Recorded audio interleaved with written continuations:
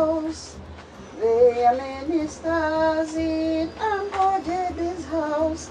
Some are big, some are small, others short, others long. Oh, there are many stars in Uncle Jed's house. There are many stars in Uncle Jed's house.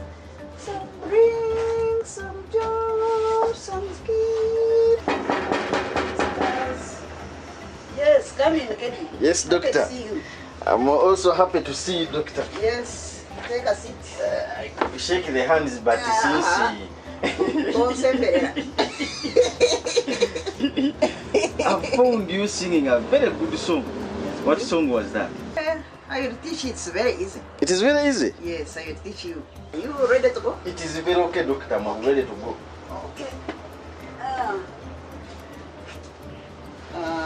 Let me see. Check page 21. If you know how to read the music. Okay. Page 22. Hey, is the That music? is for musical. Yeah, but page 21. Okay, so we can go. There are many stars in Uncle Jed's house. There are many stars in Uncle Jed's house. There are many stars in Uncle Jed's house. There are many stars in Uncle Jed's house. Some are big, others small, others long, others short. Oh, there are many stars in Uncle Jed's house. So, doctor, what is the story about these stars in Uncle Jed's house? You think there were stars in the house, in Uncle Jed's house? Okay, but this is a story of a 6-year-old child. He is a boy who is about 6 or 7 years. He has been a child, he's loved, he's cared for, and maybe he has never seen the world. This boy went with his mother to visit his uncle, in other words, the brother of the sister. The brother of the sister, that is Jed, Yes. was staying in one of the suburbs of Kampala. He doesn't have money, he's sick, and he doesn't have anybody else he's staying with him. So, the purpose of this story today is to tell children, yes, in homes where we grow up, sometimes we have everything, or as babies, we are loved. Our parents or guardians love us, they care for us, they give us almost everything. But as we grow older, we should also, one, start to see how others live, but also to start caring for others. Because if you don't care for anybody in life, certainly life loses meaning.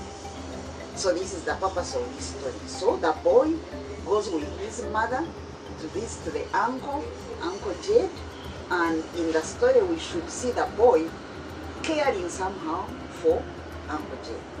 Okay, so doctor, why don't you read something, a line or two, in this sweet book we are listening to? Okay, I will read 1 or 2 paragraphs, Okay. as you have requested, and I don't refuse your request. And I start somewhere towards the middle of the story. Which page? I start on page 9.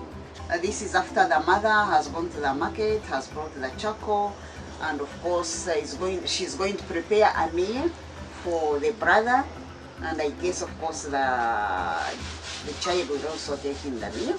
I will prepare you something to eat, Mama told Uncle Jed. She entered the room, pressed the small lamp on the floor, and put the small table near the door and sat down.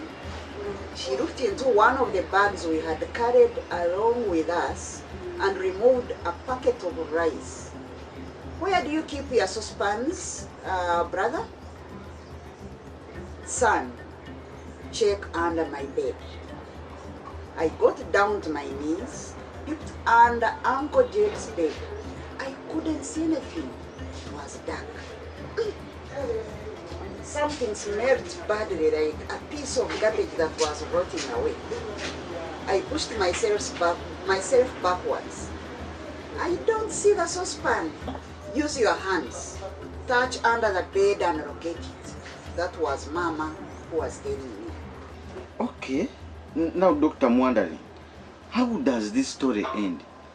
Well, the story goes on and ends just like this. After the meal, we are sitting there, and then all of a sudden, I looked up in the roof. Look, Mama, look! They looked up with me and saw the stars in Uncle Jed's. Now, Doctor, where do you get these names of Uncle Jed? Who and who? Where do we normally get names from? Of course, some names we get them from our parents actually, because we are children and we cannot give ourselves names. But the names which are used in these stories are mostly creatively thought about, or they are imagined. Especially if the story is something which is true, which is real in life. I don't want to embarrass the people, so I can create what they call a fictional name. Like Uncle Jed or Jed. Nobody, I think, around of the people I've heard, nobody is called Jed. As usual, this book, we get some exercises, and they begin on page 23. We have grammar exercises, especially you'll find the glossary of new words. As usual, what are the new words that we learn or find in this story? But most important, and which is a bit slightly different from the other books we have already seen, is that we have exercises in speech. There is also something like debate. Pick the topic. For example, is Uncle Jed a lovely man? And then you get people who will propose and people who will oppose. We have also a play to do some performance. You get into character. One person is Uncle Jed, another one is Moses the boy, another one is the mother, and so on and so forth. And then of course the singing.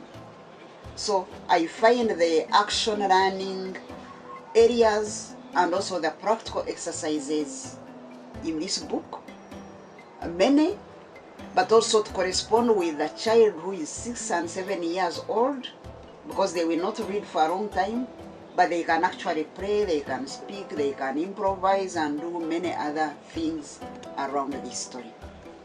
So, there are many stars in Uncle Jed's house.